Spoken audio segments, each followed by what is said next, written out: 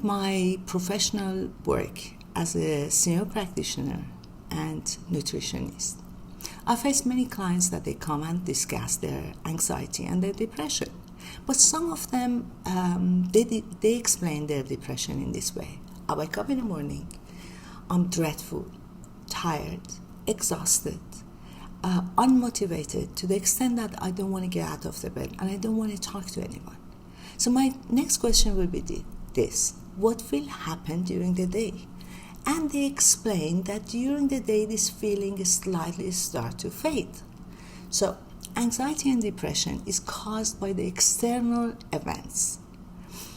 However, the question will be this: your problem didn't disappear. Your difficult partner didn't magically pack and went to another planet. Your problems are still there, your bills, your problem in work.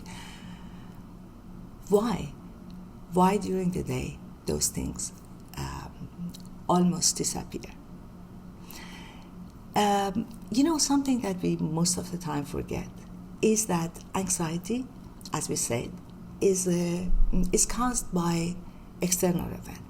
However, it's dependent on your biology and your external reaction to those problems.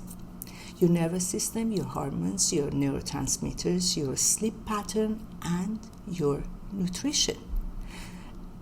All together, they create a kind of conversation between your brain and your body. Today I want to explore a fascinating word of nutrition and anxiety.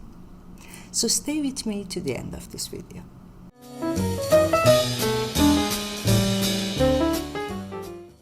Scientists have known for a long time that many people experience what we call diurnal mood variation, a tendency to have lower mood when you wake up and slightly improve during the day. One hormone involved is cortisol. Now, in the past few years, cortisol had a very bad reputation. But cortisol is not your enemy. As a matter of fact, without cortisol, you can't get out of the bed even. A healthy body began to increase cortisol hours before you wake up and start to increase it between 30 to 45 minutes after when you wake up, and decline during the day slightly.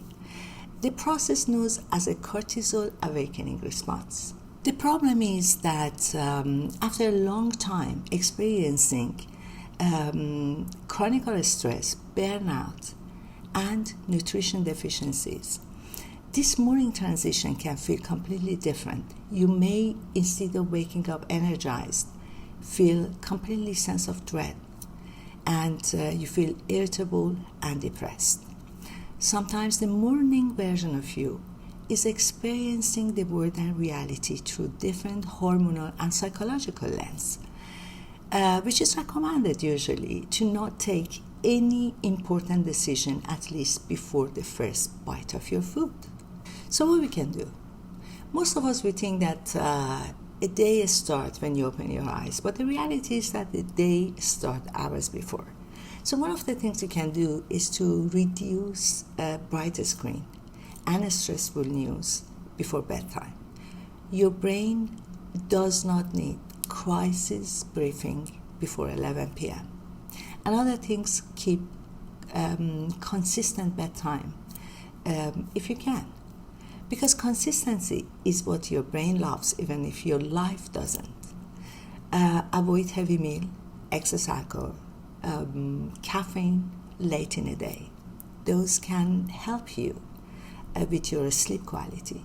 Create a ritual like herbal tea, book, knitting, crafting, or even sitting quietly for a few minutes.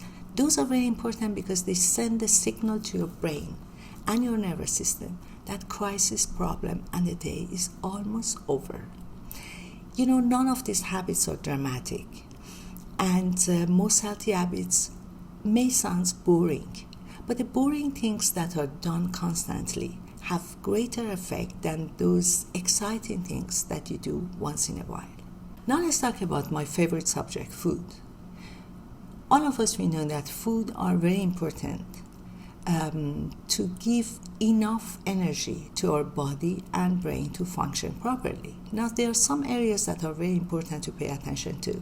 Number one is protein. Protein provides amino acids that help body to create and produce neurotransmitters that are involved in mood, attention, and motivation.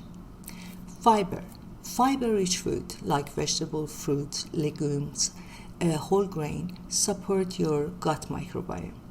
Microbiomes are in constant communication with your brain and your immune system.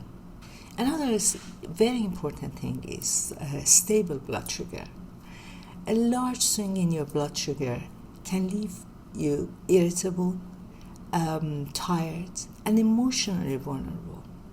Many of us, we replace food with supplements.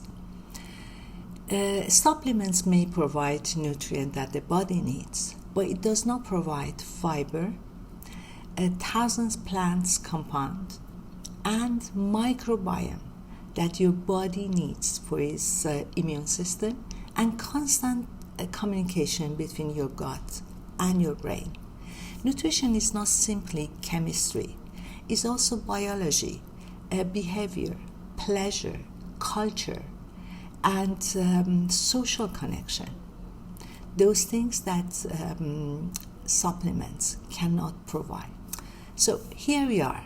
And if you have any morning ritual that helps you to start your day better, don't forget to share it with me. This is also the first video of a series that I will explore the fascinating relation between nutrition, mood, energy, and mental health. Sometimes we forget that these two, body and mind, are constantly in communication together, and we can't separate them from each other. If there is any topic that you want me to cover, any question that you have about mood and food, don't forget to ask me. That can inspire me for the future videos.